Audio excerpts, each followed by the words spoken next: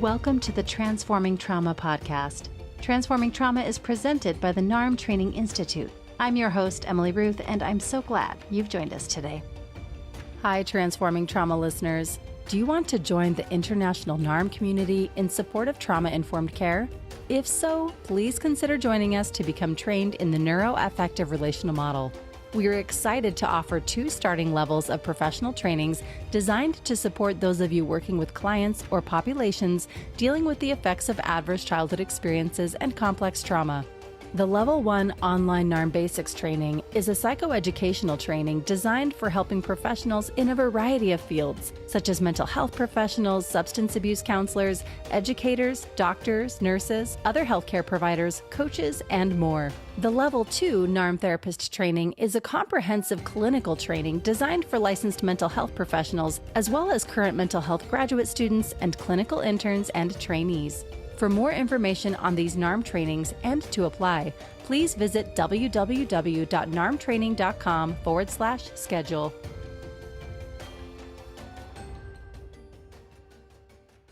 And now for our interview. As a human rights campaigner, Yasmine Mohammed advocates for the rights of women living within Muslim-majority countries, as well as those who struggle under religious fundamentalism in general. Yasmine is the founder and president of Free Hearts, Free Minds, a nonprofit charity that provides mental health support for members of the LGBT community and free thinkers living within Muslim-majority countries where both are deemed crimes punished by execution. Her book, Unveiled, is a polemic memoir that recalls her experiences growing up in a fundamentalist Islamic household and her arranged marriage to a member of Al-Qaeda. In it, she sheds light on the religious trauma that so many women still today are unable to discuss. Yasmine Mohammed is also the host of the podcast Forgotten Feminist, where she has conversations with inspirational women from restrictive religious backgrounds who have fought and who have overcome. She is also a co-founder and co-director of the Clarity Coalition. Please enjoy this conversation with Yasmine Mohammed and Brad Kammer. All right. Well, welcome, Yasmine. I'm so happy to have you here on Transforming Trauma. Thank you so much for inviting me, Brad. I'm looking forward to this conversation. Yeah, I've been looking forward to this for a long time. I've read your book and listened to most of your interviews on YouTube and probably most of your podcasts at this point as well. And I'm sure we'll get into all of this, but maybe we can just start by letting our listeners know who you are and your background, and we can go from there. Okay, well, my name is Yasmine Mohammed, and I'm a university professor by trade, but by night, I work as an activist supporting mostly women, but anyone who is suffering from religious trauma as a result of growing up in an Islamic community, so not necessarily in a Muslim majority country. People like myself, I was born and raised in Canada. You mentioned my book. So in my book, I talk about all of the difficulties of growing up in a fundamentalist religion and an extremist community, even when you're living in a free secular country. It protects you to a certain extent.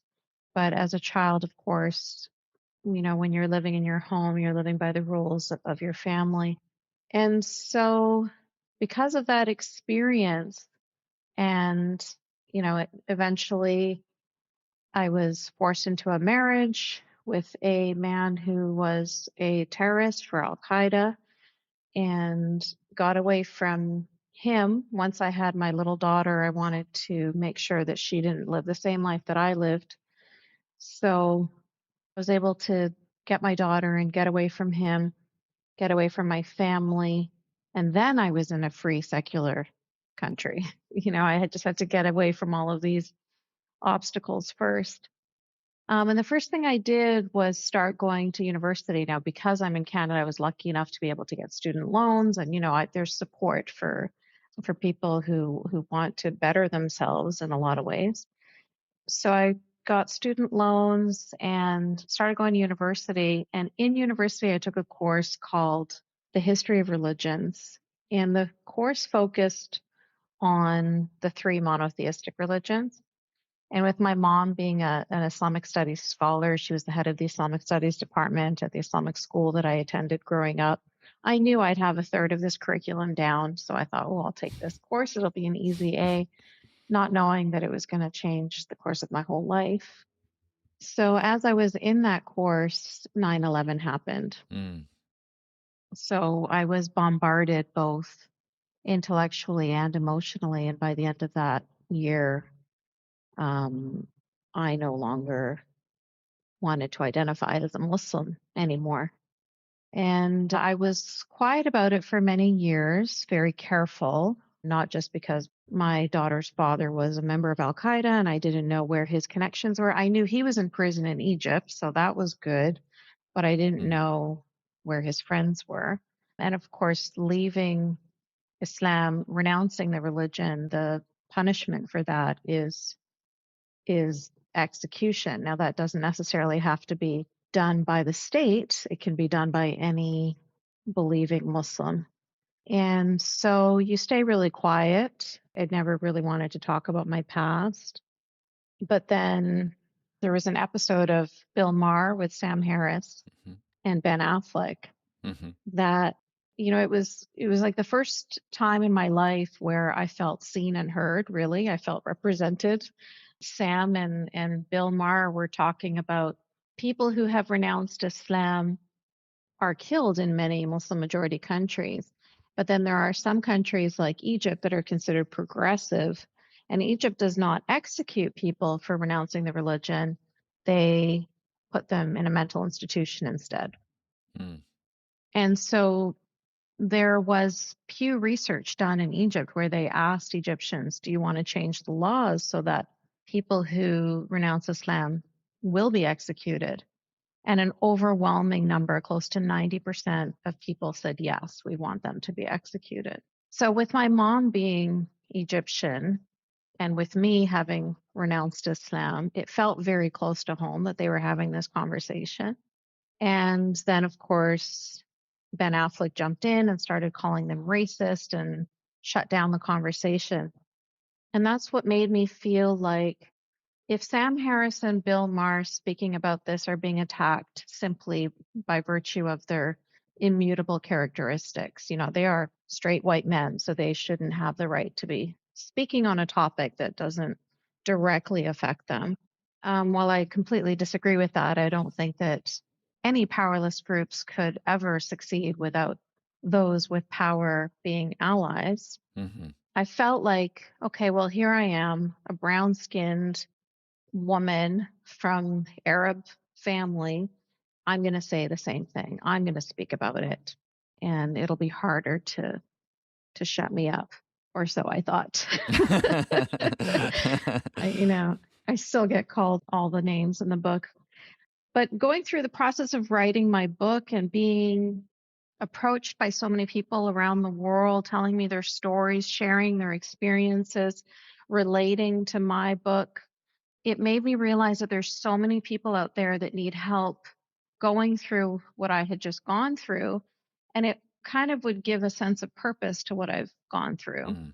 if I could help others. And not only that, I felt really, really grateful and privileged to have been brought up in Canada because I'm getting messages from people in Somalia and Saudi Arabia and, Pakistan and Afghanistan. And I'm realizing, wow, like I thought it was bad. I thought I had it bad, but it's so much worse for people in Muslim majority countries. And then I'm getting stories from people from the LGBT community as well. And that's like Mm. a whole other, very dangerous way of living in the Middle East. Yeah. And so people are not free to think what they want to think and are not free to love who they want to love. And so that's why I started the organization, the nonprofit, and I called it Free Hearts, Free Minds, Mm. focusing on those two groups of people who, I felt really were not being represented at all, were basically invisible. Mm. So, yeah, so I've come to learn a lot about religious trauma, its insidious nature. Of course, for people who have renounced Islam, there's another extra level because it comes with extreme danger.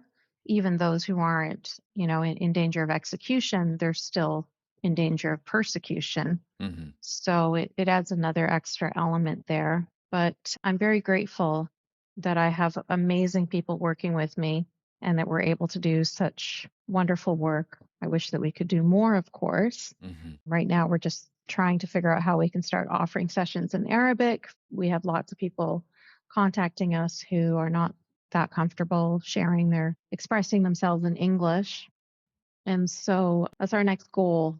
Well, thank you. I know that it's hard in 5 minutes to wrap up such a complicated and challenging experience, and people should really read your book, Unveiled. It's a beautiful book and painful, but part of really helping us understand the complex trauma that comes from fundamentalist extremist backgrounds like you describe in such detail. I also just we can talk at the end, but I wanted to do a quick shout out for your podcast, Forgotten Feminists, which I love. And I really value people that are walking the talk. And so you're bringing women from all sorts of different backgrounds that have grown up in some sort of fundamentalist, extremist communities or families or religions and giving them a space to share their voice and to be seen. Yeah. Yeah. So thank you for that.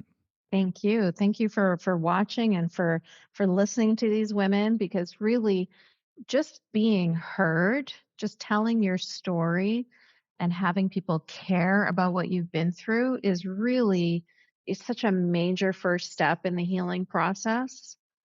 And I'm very, very honored to be a part of that, to be able to meet so many amazing women who inspire me and hopefully inspire and motivate other women who are watching the podcasts and who are thinking like, can I do this? Can I get out? Can I free myself? And then also just allowing everyone else in the world to see that we are no different than anyone else. There seems to be this real kind of acceptance of our oppression because, oh, it's your culture, it's your religion, and that's really viciously unfair. I think that, well, I know that feminism and freedom are not uniquely Western concepts. I think that everybody universally is entitled to their freedom, and, women are entitled to their bodily autonomy at the very least. They're entitled to so much more than that, of course.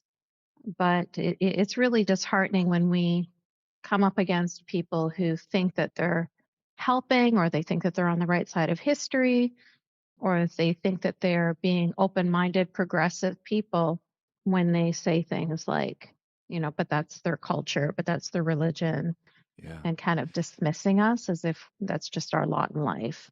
When a lot of us have had, throughout history, there have been a lot of atrocious things, and we have been able to fight through them and progress past them.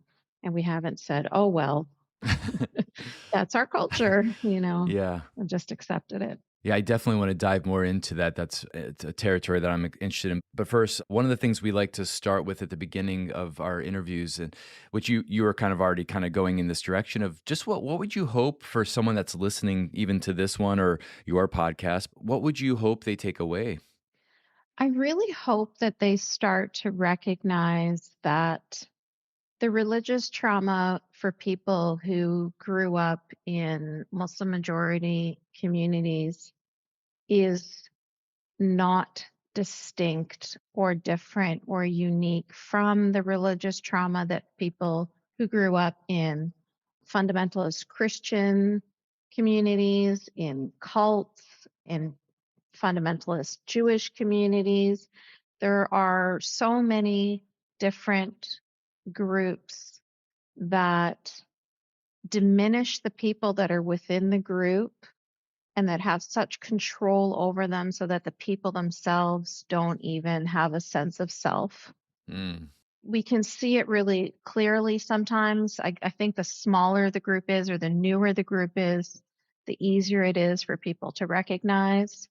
But once they become really large and powerful, people start to think that it is somehow legitimate.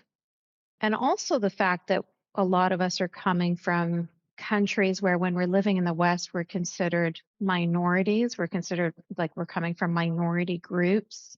And so we get treated with this bigotry of low expectations, this kind of attitude where when I was 13 years old and I went to one of my teachers about the abuse that was happening at home, and the judge deemed it my family's, basically it's their culture and that's the way they choose to discipline me. And so he turned a blind eye to it and I was just left to endure. Hmm. So that kind of thing is, that insidiousness of cultural relativism. So really what I want people to take away from this is that whether you grew up in a small cult, in Jonestown, I know nobody has anymore, but whether it's Scientology or whether it's Jehovah's Witness or whether it's Hasidic Jews in Williamsburg or whether it is people who grew up in Canada with Islamist family, we are all very, very similar in our traumas and in our suffering. And please do not silence us because you think that it's racist or Islamophobic for us to speak up against our traumas and our oppression. Yeah, yeah. I'm imagining 80 to 90% of our listeners are progressives and liberals, and that's exactly who you wrote the book for. The subtitle of the book was I can't remember exactly.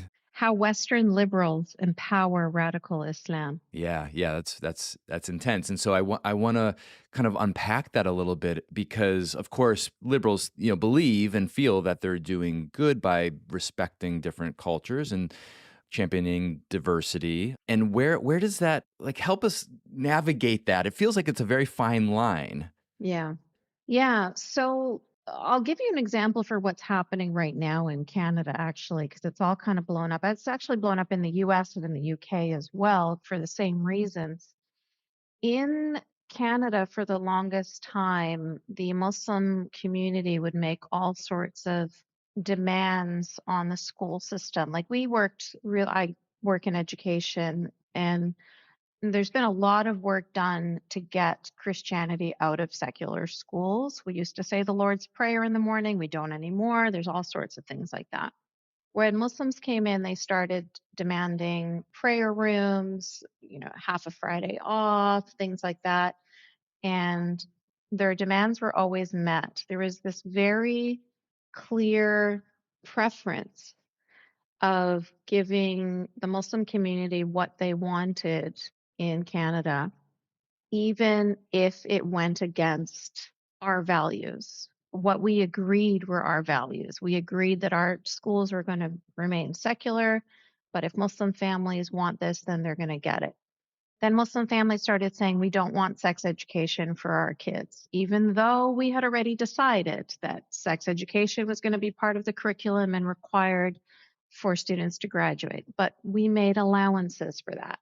Then we had Muslim parents saying, we don't want our kids doing physical education, specifically the girls. They don't want their girls involved in physical education. Okay, no problem. Your girls don't have to do it. Every other girl in Canada has to, but we're going to make special allowances for you. So that kept on happening. And these are examples of the subtitle of my book, Empowering Radical Islam, because the Muslims that are asking for these things are not your average everyday Muslims. These are the extremists. The extremists are the ones that don't want their daughters partaking in PE in school or don't want their kid in music class because heaven forbid they hear music, which is forbidden in Islam. They're the ones that are insisting on their prayer rooms, et cetera, et cetera. So what ended up happening was the Muslim families, the extremist Muslim families, ended up feeling so very empowered that it's come to the point that in Canada, we really value diversity and inclusion, as I'm sure you must have heard. Our Prime Minister is very clear on that. And there is a lot of support for the LGBT students in schools.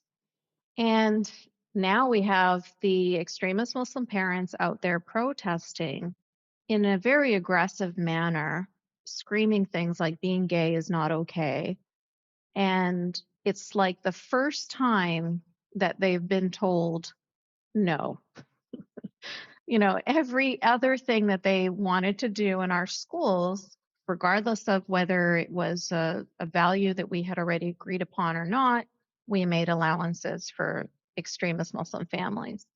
And now, with this push against any kind of diversity or inclusion in the school systems, it's really come to the point where Canadian Muslims are turning against our liberal government. You can see the same thing happened in Dearborn, Michigan. There was a town hall meeting that erupted with extremist Muslim parents also screaming all sorts of homophobic slurs. You saw the same thing happen in the UK, where parents were ripping down rainbow flags and egging anybody who tried to put up other rainbow flags. And so it's kind of like battle of the minorities at this point. So if this was the Westboro Baptist Church doing this, the media would cover it very differently. That's I think your thesis is that it would be handled very differently. Absolutely. In fact, the Westboro Baptist Church would have never felt so empowered because every step of the way they would have been told no immediately. They wouldn't have gotten there wouldn't have been so many concessions and appeasements and allowances for them. And that's in my book. I was warning that if you continue to do this, if you continue to capitulate, it's not going to end well for you, because you are empowering them. You are allowing them to feel like they can get away with anything that they want, regardless of what your laws already state. I mean, we had a woman in niqab wanting to go to court, and niqab means covering her face.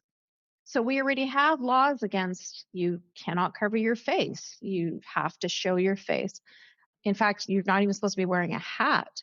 But no, she got the law changed because she wanted to have her face covered, because she believed it was her Islamic duty, which, of course, as you know, most Muslim women do not cover their face. It's only the extremists. So in my book, I was warning that Western liberals need to really have their boundaries clear. I talked about it from a personal experience in the abuse that I experienced in the home, where I was told, well, that's your business, that's your culture. That's an example right there of where the boundaries should have been very clear, right? If you're taking a child and you are whipping her, you're hanging her upside down in the garage, I don't care what your religion is. I don't care what your ethnicity is. This child needs to be protected, and you need to be prosecuted. But for there to be a different set of rules for different people, depending on their religion or depending on their ethnicity, well, that to me is a perfect example of racism. That's a perfect example of bigotry. And so we kept on doing that time after time after time. And I was warning against that. And I was warning against extremists feeling more and more empowered. And unfortunately, that is exactly what has happened. And I imagine, I mean, you talk about this in the book and you mentioned this before, but when Ben Affleck was having this reaction, he used the word Islamophobic. And so that's often something that, and this isn't specific just to Islam. I mean, people can throw phobic onto anything basically, but that often is then used in this example. Like if you do try to enforce a boundary, like, hey, we're going to remove this child to protect the child. And then all of a sudden you're going against a certain culture. Now you're being phobic or, bigoted towards that culture. Absolutely. That's exactly what ends up happening. So I'll give you another example. Female genital mutilation used to be criminalized in Canada. The immigration documents called it a barbaric act, and it said that Canada would kind of have a zero tolerance for it. Well, the Liberal government came in and thought that was harsh language. It's harsh language to call it barbaric for people to take a razor blade and chop off their daughter's clitoris. I mean, if that isn't barbaric, I don't know what is. But they deemed that to be barbaric language, and they said that, you know what, if people want to perform FGM on their daughters, then that is a cultural problem. That's like a religious freedom. That's kind of something we have to navigate carefully. So they took it. It was no longer a criminal offense. It started to become this very, approach it with kid gloves kind of situation where parents are educated that they shouldn't be doing that.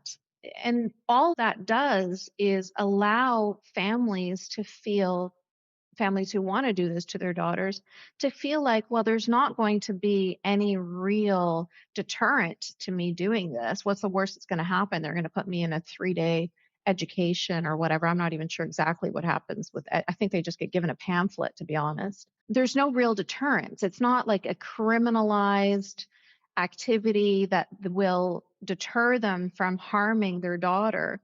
So yeah, when you start to talk about these things, which are like we were wanting to protect these girls, it's like, no, you're Islamophobic. This is religious freedom. You should allow people to mutilate their daughters if they want to. It's Hmm. it's absolutely insane. It's inhuman. Yeah, and this is where it takes us into this territory of complex trauma, because what I'm curious about from your perspective is like, what's that message that the child internalizes when the society, like, you don't have to share if you're not comfortable, but like this happened to you at 13 years old. Like, what's the message that the child internalizes when the people that are supposed to be there to protect you are not protecting you, and in fact rationalizing it in a certain way that is enforcing or validating the harm? Yeah, I definitely got the message loud and clear that I didn't matter, that I Mm, wasn't as valuable as other girls in this country. Yeah, it's still really difficult to talk about even all these years later mhm, because it's really hard to convey to people how difficult it is to be part of a very close knit community that is a very us and them community. And then you go to the them to ask for help. You go outside of the community to ask for help. You're really seen as like the way a rat would in the mafia, like mm, just like the lowest of the low. And for me to risk that at 13 years old, knowing that that was going to happen, but still risked it because I really hoped and kind of almost just like believed. I really never thought that this would happen. I was almost positive. Well, I was positive that they would protect me. Of course they would. To have them turn around and say to me, "No, you need to go back home because of your ethnicity or because of your culture. We're not going to protect you. You don't matter as much as other girls." It also solidified, it gave evidence to the propaganda, the indoctrination that I was growing up with, which is they hate you. The non Muslims hate you. The non Muslims don't care about you. The non Muslims want to kill us. The non Muslims want us dead. And so we have to always be protecting each other and all that stuff.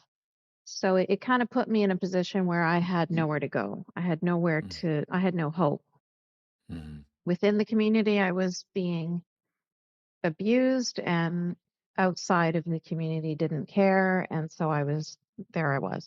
I'm struck how many parallels there is to when you study domestic violence.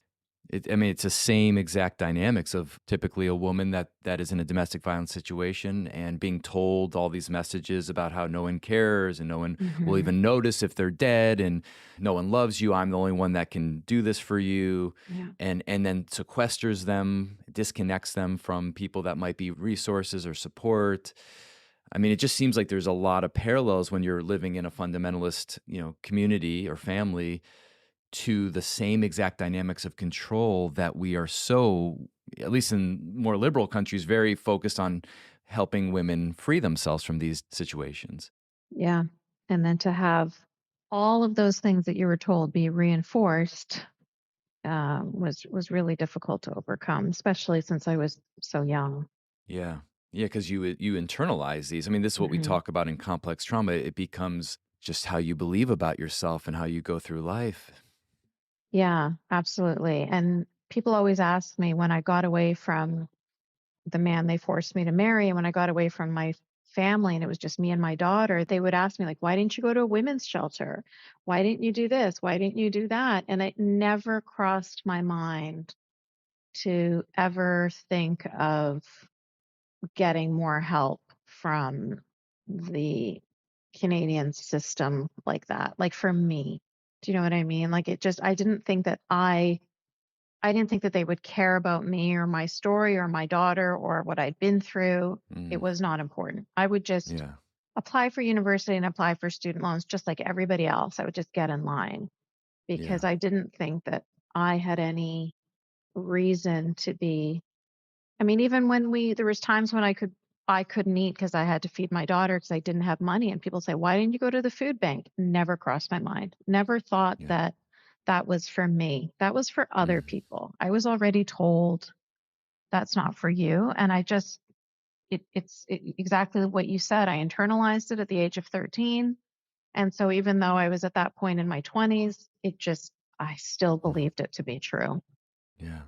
Yeah. Lack of worth. And then, of Hmm. course, if you don't feel like you're worthy, then you're not going to even be able to put yourself in positions where people will treat you like that because it will be such a cognitive dissonance. You won't know how to handle that. Hmm. What helped you to start to shift the I mean, you've described beautifully like how you've shifted externally. I mean, you've created this really wonderful external life for yourself, but how have you been able to, and I'm guessing it's an ongoing process for you, but how have you been able to shift internally the trauma that you experienced?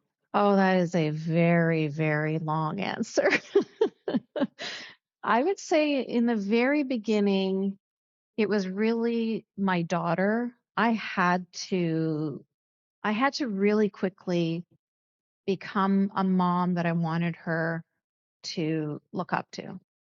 So I couldn't be this broken mess. I couldn't be this person that, you know, couldn't go to university because I couldn't afford bus fare. Like I needed to get my life in order and to have her look at me and be proud of me. I needed to be somebody who would be worthy of being a mentor to this little girl and to raising her. And so that was my guiding light for a long time. And I kind of faked it till I made it, really. I just thought, who is the person that I want my daughter to look up to? And I started to become that person. It was really building yourself up brick by brick, and you just have to pick up each brick and examine it and decide, is this going to be part of my foundation? And it's a lot of work for somebody who grew up in an environment where asking questions was wrong, where thinking was wrong, where making your own decisions was wrong. All of that is from the devil. You have to just do as you're told. And when you grow up in an environment where you just have to do as you're told and you're not allowed to question and you're not allowed to think, it is debilitatingly, it's terrifying to suddenly have what you and I would call freedom, but at the time it didn't feel like anything positive. Hmm. Freedom has positive connotations. This just felt like I was in the middle of the ocean with absolutely nothing to hang on to and my daughter hanging on to me. So I needed to survive in order for her to survive. And it was just, oh man, it was really, really difficult. I knew that I didn't want to be the kind of mom that my mom was.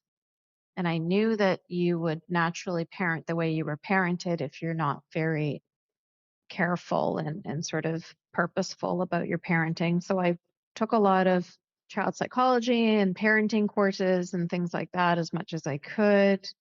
I decided I want to be a feminist. I've always wanted to be a feminist. So I started looking into what that means.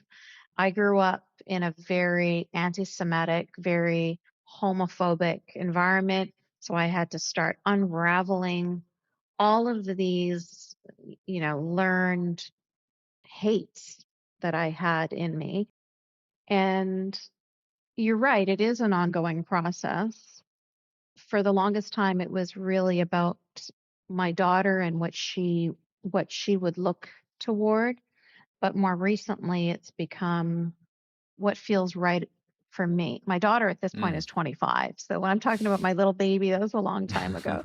So she's all grown up and I'm incredibly proud of her. And she is now the woman that I look to and admire. And I'm so glad that her and I have had diametrically opposed childhoods and lives up to this point in her life. Like she can't relate to anything in my life, and I can barely relate to anything in hers. But it's been the most rewarding experience to be able to raise such a strong, confident, smart, compassionate, free young woman.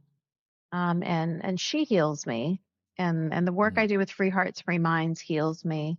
Yeah, so that unraveling, I think, is really, really discovering basically who I am, my authentic self, who I would mm, have been mm. if I hadn't had all of these traumas that decided who I was going to be. So, Yeah. there's a lot of things that I have to get rid of still, but I'm on my way. Yeah. Yeah. Hmm. Along your way, did you receive support or psychotherapy or anything like that? Well, that's another reason why I started Free Hearts, Free Minds was I found that the experience of growing up in a Muslim family is so beyond what the average psychotherapist would be familiar with. And sometimes I think I had to do a lot of the work on my own. Like I had to do a lot of reading on my own and a lot of discovering on my own because the what would unfortunately happen sometimes with some therapists is they would get really interested in that man that they forced me to marry, and they'd be all asking all about Al-Qaeda and, oh, how did you go through, like, you know, about his prison sentence and being in Egypt and the terrorism he was involved in and stuff like that. And it would not be about me anymore.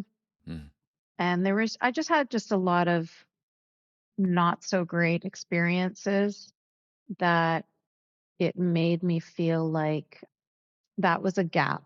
There's a gap there. There's people that are coming from these very vicious environments, and there needs to be sort of the cultural and religious background understanding to support these people. Now, religious trauma is much more of a household yeah. term, but I'm talking about, 15 years ago, 20 years ago even.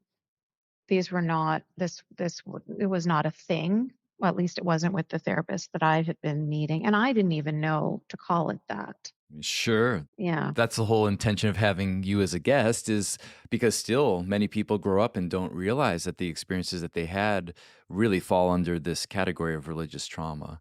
And I know yours is pretty extreme, but I think people, even who have had less extreme, can relate to a lot of the different definitely. circumstances. Yeah. Can you tell us a little bit more about Free Hearts, Free Minds? It just sounds like such an interesting and useful and project. Yeah, so we have a sort of this holistic approach where we serve our participants through group support, through individual support, and then through community support. So the group support, we have these 8 sessions that we worked really hard on building together. And I should mention right now that 2 of the therapists that were involved in creating that program did grow up Muslim, but one of them did not. Mm, But she's a very, empathetic, educated, experienced woman who, she's had a lot of experience with homeless people and people in prison and other experiences that she personally hasn't gone through. mm, But that doesn't mean that she can't help people. So she has been absolutely amazing. I'm constantly shocked at you know, how intuitive she is of understanding the situation of ex-Muslims when she didn't live it herself. But it kind of really doesn't even matter at the end of the day because she's just cares enough. So she's one of the people that developed this 8-step program that goes through really unraveling the religious trauma. It really is the beginning of the unraveling because of course you're not going to have been cured of it at the end of 8 sessions, but really it's some very, very important steps The first session is all about identity, which is a lot of what I was talking about with I'm not a Muslim anymore, so who am I? What Mm-hmm. am I? Mm. What is my identity? They really do drill it into you that being a Muslim is who you are, not just a set of beliefs. And so when you no longer believe in the religion, you kind of feel very lost and empty and having to discover yourself, not even rediscover. So we go through the 8 sessions. There's all sorts of things. There's the power and control wheel, there's relationships. We talk about meditation, mindfulness meditation. Obviously, we talk about trauma. We do have some CBT techniques in there. We've got safety concerns, all sorts of different sessions. And then throughout, there are also one on one sessions. So, whatever we're covering in the group also gets covered with people individually. They may not feel comfortable delving too deeply about their specific situations when they're in a group. So, there's that opportunity. But it is important to be in a group as well because Mm-hmm. you're getting to hear other people's stories and relate to it and feel like, okay, gosh, it's not just me. Also, a lot of people are at different steps in their journey too. So some people are maybe further along and they can offer hope to those who are still more at the beginning. And then at the end of the group sessions and the individual sessions, there's then the community where it's kind of like our graduates are all supporting each other, and quite often they meet up face to face. So there's been some meetups in Saudi Arabia and in Egypt and even in Texas. So it's been really great to see that, to be a part of that, to help people along that journey and to make sure that we are still connected, that they never end up feeling completely alone after this is all done, because of course it's an ongoing process for all of us. So this is held mostly online? Yes, it's Yeah. entirely online except for the meetups that happen for people Wow. that are living in the same country. Even Uh-huh. that can be quite tricky. You can imagine the Mm. meetups in Saudi Arabia and Egypt would be nerve-wracking. But there are people that have met each other, that have known each other online for a while, and obviously we vet people very, Mm. very well before they enter the program. And so they feel like they can trust Mm-hmm. meeting up face to face. And who's eligible for the program?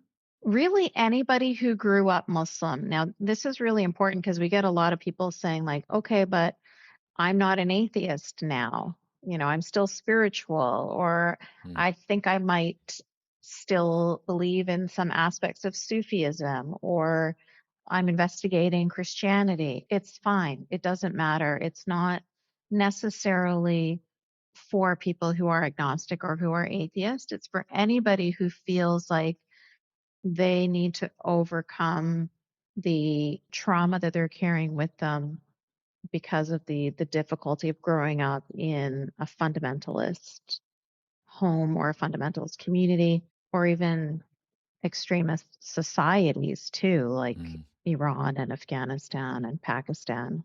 Mm-hmm. And you said this is also available for people in these countries that are on the LGBT spectrum as well? Yes, Mm-hmm. absolutely. So we generally LGBT, our clients who are LGBT, or I shouldn't say clients because nobody's paying. Our participants who are LGBT are usually coming from the Muslim majority countries. There is a lot of support in the Western world if you are needing any kind of support and you're from the LGBT community. But in the Muslim majority world, it's very, very dangerous to come Yeah. out to your therapist or even to your family or your friends. So most of the people who are LGBT are generally from the Muslim majority countries. Otherwise, it's people from all over the world. Yeah. What an amazing program you've developed. Thank you so much for that. Thank you, Brad. Yeah. Yeah, it's cool. I have a personal question. I'd love to hear your response to this. So I felt nervous coming into this meeting with you, and I want to kind of define why. I have a friend that's a devout Muslim, and I've learned a lot of your philosophy and your perspective and stuff. And so I have a very strong sense that when he or if he is listening to this, he will have a strong reaction and potentially towards me as well for hosting you. That wasn't going to stop me, of course, but I noticed, I guess there's like a personal and there's like a larger question. It's like the personal question of just like, is this common that people will share this with you about that we're getting into some tricky territory, even someone that like me that has really nothing to do with like, I'm not going to be executed for leaving the religion because I'm not part of the religion. But also just like this larger thing, like, is this part of what you see might be prohibiting people that are well-meaning, but stop themselves in a certain way, like self-censor because they're afraid of the reactions from people that they care about? Does this sound familiar to you at all? Yeah, no, 100%. And that is most definitely the case. I often get letters, emails from mostly Muslim women who are unable to even express themselves with their friends or with their family or with their partners sometimes because they're afraid of the backlash. So, Mm, this one young woman from Morocco was writing to me. She told me, my whole life I thought I had a really chill, open minded family. They never forced me into hijab. I chose to wear it because I wanted to be like my grandma. I was 10 years old when I did it. And she said, now I'm going off to university and I've grown up a lot and I've become like a completely different person from who I was when I was 10 years old. And I did not imagine that my family, specifically my father, would have such a dark reaction to me saying I wanted to take off my hijab. He told me you would no longer be my daughter. He told me that he'd want nothing to do with me and all of this stuff. And she's saying, I don't know who I can talk to about this because whoever I talk to about this, I'm going to be seen as the bad person. She's going to be seen as, well, why don't you just keep covering? Why do you want to diminish your Muslimness? Like she'll be mm, judged. So yeah, you're absolutely correct. Even within the community, it's hard to speak. So imagine when you are, your average Western person and you want to speak out against the fundamentalism or support those who are speaking out against the extremism, the difficulty, the misogyny, the et cetera, et cetera. You are afraid that you're going to hurt the feelings or that you're going to upset or that your people are going to feel offended or da da da. And so it makes you bite your tongue. So yeah, that is a very common thing. And that's kind of what I was alluding to at the beginning of our conversation, where I was saying, like, please understand that that would be the same as you doing that to somebody who is, coming out of any other cult, mm, like mhm, somebody who had left the Jehovah's Witness cult, for example, or the Westboro Baptist Church. That person is embraced and celebrated, and their story is shared far and wide, and it's like, why are they more important though? Like, mm, why is their experience and their story valued and celebrated? But when we tell ours, we're smeared with bigotry and Islamophobia. Like, why aren't you afraid to hurt the feelings of the Baptist ministers or mhm, the mhm, Scientology, whatever they're called? mhm, So it's like, it's really, really unfair to the survivors, especially when they have the bravery. You know the difficulty. If you're feeling nervous about one friend, yeah, imagine the difficulty when it's like your whole family and everybody you've ever known growing up and all that. yeah, The difficulty of speaking out and then to have your so-called fellow liberals, fellow progressives, fellow open-minded people either silence you or ignore you. It is such a betrayal. mhm, yeah.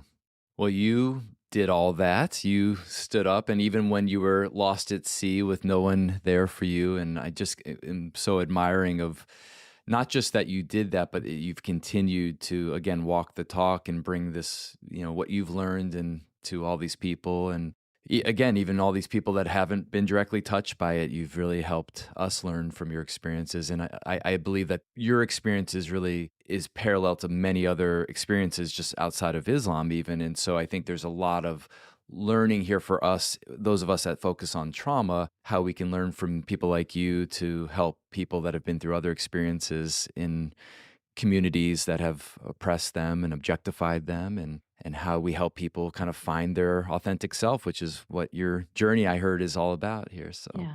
Thank you so much, Brad. Thank you, thank you, thank you. Thank you for pushing past that initial kind of nervousness and for still having this conversation with me. I really appreciate it. And I just know that if this person is a friend of yours, that person will be completely understanding that there is a very big difference between, your average Muslim and then the Islamists that I grew up with. I'm talking about I was forced into a marriage with a member of Al-Qaeda. These are there are extremists within the Muslim community. That is as clear as day. Everybody knows it, not just the terrorism, but also, just the everyday misogyny and the harming of girls that's happening quietly behind closed doors. So your friend would be completely aware of that. And your friend, I hope, will be empathetic and understanding and in me wanting to express the difficulty of coming out of that. And hopefully your friend is one of the Muslims who is also working against Islamists, because there are many who are working to not necessarily reform Islam, but to reform these kinds of extremist Muslims and to have their religion, brought up to this century and to no longer be following edicts from 1,400 years ago, especially if those edicts are harmful to people, especially women, LGBT, minorities, etc. Mm-hmm. Well, before I let you go, is there any plans for the future, any other projects or anything that we should be aware of that we can look forward to? Well, I am working really hard with Free Hearts, Free Minds right now, like I said, to start the Arabic program. That's really taking up a lot of my time. We're translating the sessions and we're creating an Arabic website. And yeah, I would just hope that your listeners would take a look at the Free Hearts, Free Minds website, take a look at the testimonials, read some stories from some of the people that we've helped, and hopefully they feel inspired to reach out and to offer their support, because of course we could always use it. Yeah. And again, the book is unveiled and your podcast, which is brilliant, is Forgotten Feminist. So please keep putting those out. Those are really, I look forward to them when they come out. So thank you for that. Thank you. I appreciate that. It's been such a pleasure to connect with you. And I feel very touched and honored. And yeah, I hope we'll have future conversations. So I hope so too. Thank you so much, Brad. Thank you. Yeah. Take care. Thanks so much for joining us for today's episode. To find more about our guest and their work, check the show notes or visit us at narmtraining.com/transformingtrauma. Are you working with clients or populations dealing with the effects of adverse childhood experiences and complex trauma? If so, we invite you to consider joining us to become trained in the neuroaffective relational model in support of trauma-informed care. We are excited to offer psychoeducational and clinical trainings for a variety of mental health professionals. For more information on these NARM trainings and to apply, please visit www.narmtraining.com/schedule. Thanks to Andrea Klunder and the Creative Imposter Studios for producing and editing, to Tori Essex for our album art, and to Brad Kammer for the creation of this podcast. We look forward to building community, connection with you, and changing the world by transforming trauma.